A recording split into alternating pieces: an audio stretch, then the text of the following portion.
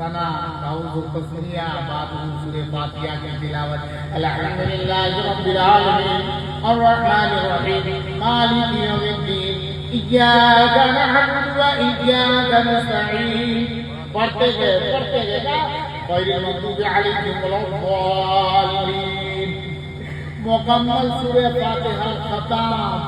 तब तक ये बच्चा लोग उसको याद नहीं करता, तब तक उसका कोई काम घुमा रहा है। और आलम ये होता है सिर्फ उसकी नमाज गड़बड़ाती नहीं, खराब नहीं होती है, उससे ज्यादा उसके बाप और चाचा उसमें से एक ताकतवर बच्चा है, अगर उसका काम घुमाया आपकी वो भी बदली में घुमा दिया तो उसके बाद में ये मुका पिटिया इमाम साहब जब खैरात कर रहे हैं अल्लाह का, अब बच्चा उसके बाद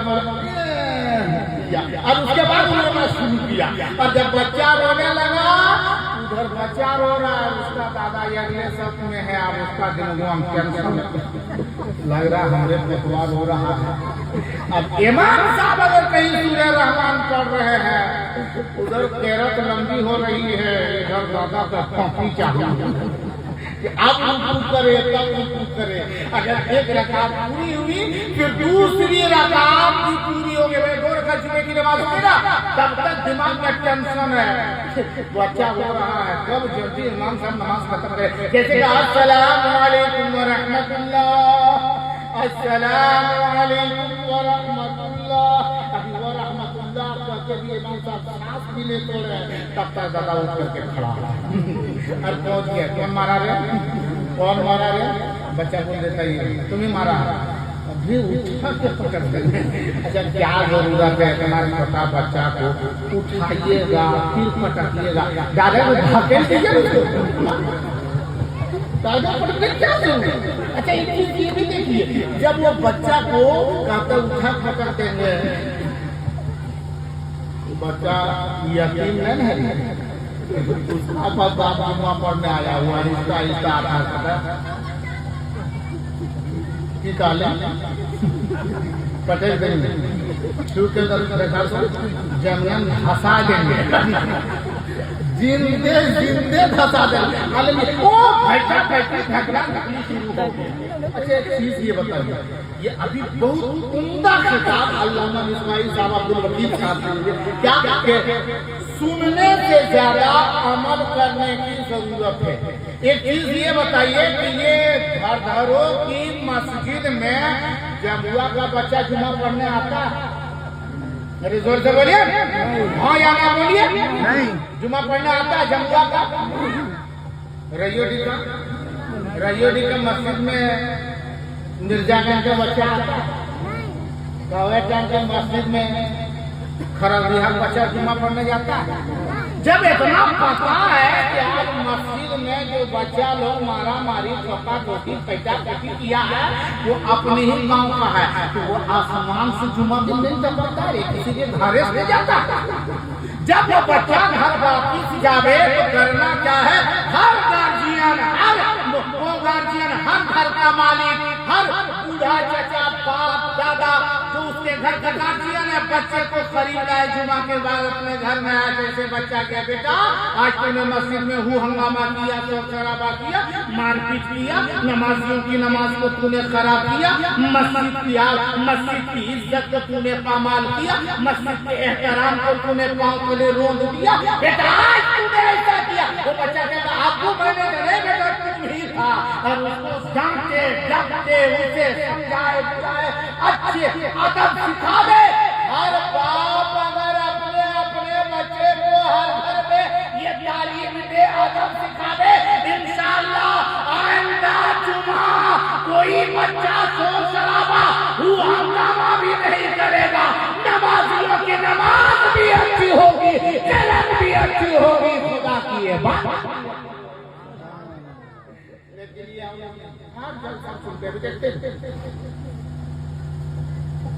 ये साले सवाल की महफिल है। अभी एक बात मैंने कहा था कि सवाल उसे मिलेगा मरहूम मकबूल इस्माइल साहब को, लेकिन उससे पहले नेकी और सवाब आपको मिलेंगे। आप कहेंगे कैसे? अच्छा एक चीज बताइए, जनाजे की नमाज हम लोग पढ़े अरे ना पढ़े घर दौरान ना, अरे जनाजे की नमाज पढ़े कि नहीं? अच्छा एक चीज गौर कीजिए, पढ़े तो बहुत है, आप ही नहीं था, बहुत पढ़े हैं, लेकिन हम लोगों की एक आदतें करीबा है, कभी हम नहीं कहेंगे तो गड़बड़ा देगा। हाँ, क्या आदतें करीबा है?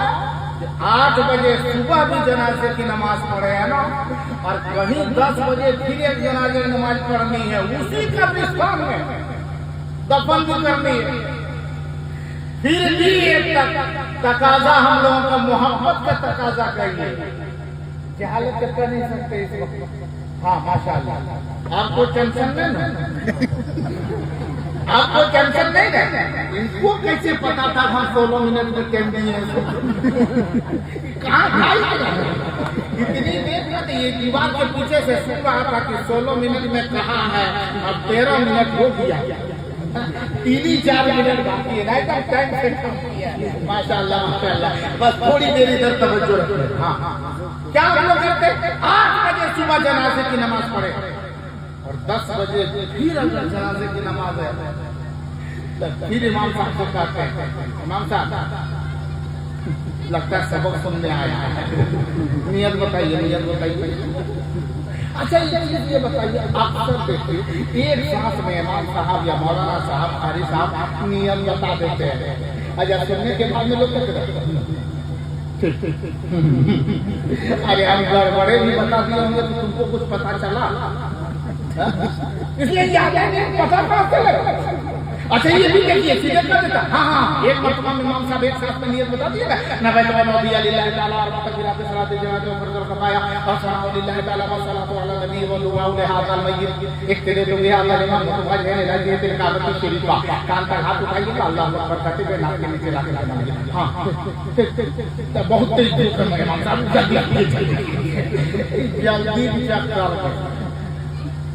ये सिर्फ जनाजे में है, ईद में भी अगर इमाम साहब नियत बताते हैं ना, तो जिसको नियत बताते हैं नबी मुसल्ली अलिल्लाह ताला रकाते सलाते ईद फित्र मासिकते तकबीराते ज़ादते वाजिबा लिल्लाह ताला इत्तेजो तो बिहार में इमाम मुतवज्जह है राजी तेरे काबत शरीफा कान तक हाथ उठाइएगा, नाक के नीचे लाकर के बड़ बांध दीजिएगा, सना पड़ी जाएगी, फिर कान तक हाथ उठाइएगा, छोड़ दीजिएगा, फिर कान तक हाथ उठाइएगा, छोड़ दीजिएगा, फिर कान तक हाथ उठाया जाएगा, नाक के बाद पूरे जो तरीका बताया जा रहा है, और जिस वक्त तरीका बताया जाता है उस वक्त लड़का लोग क्या करता है पता?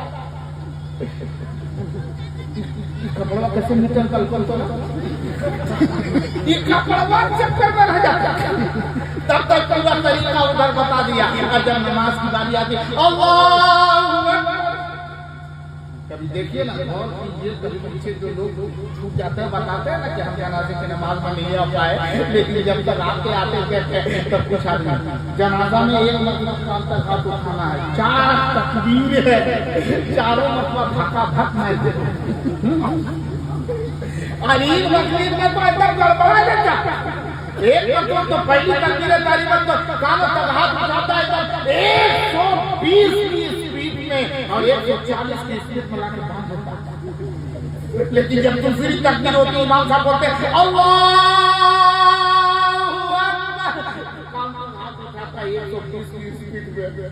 लेकिन अब वापिस वाला हलवा वाला स्थिति आपको हो जाता है कि बांधना है कि छोड़ना है, बांधना है कि छोड़ना है। ये देख रहे नहीं, मोड़ा देख रहे हैं, ये जर्किन है, जर्किन बाका ठोकर लग गया है, ये पहला के सोचते रहता है। तब तक इमाम साहब तीसरी तकबीर बोल देते हैं अल्लाह अकबर, यह पे ऊपर उठा देते।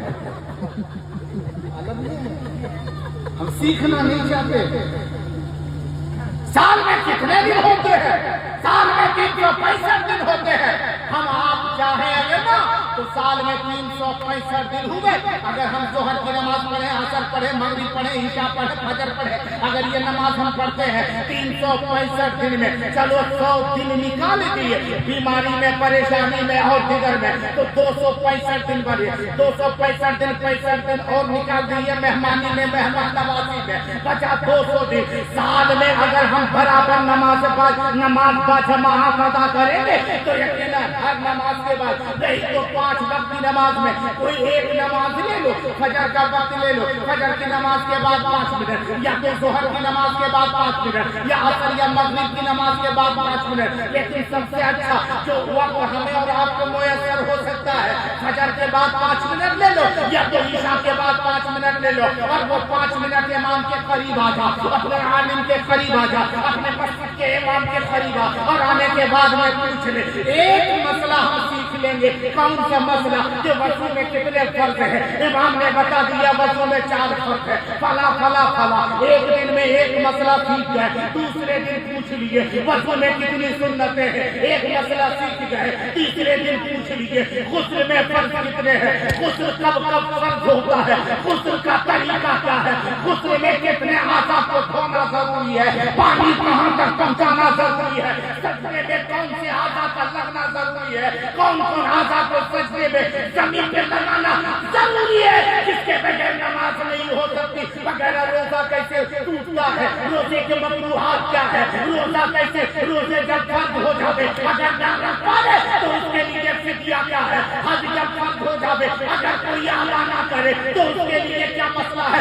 खुदा की कसम 365 दिन में 165 दिन निकाल दो, 200 दिन रखो, अगर रोजाना एक मसला हम और आप सीखते चले गए, साल में 200 मसले जान जाएंगे। खुदा की कसम इसी तरह अगर 5-10 साल हम जिंदा रहे, यकीनन आलिमों की नजर से चढ़ करके हाजिमों की सब पे खड़े हो।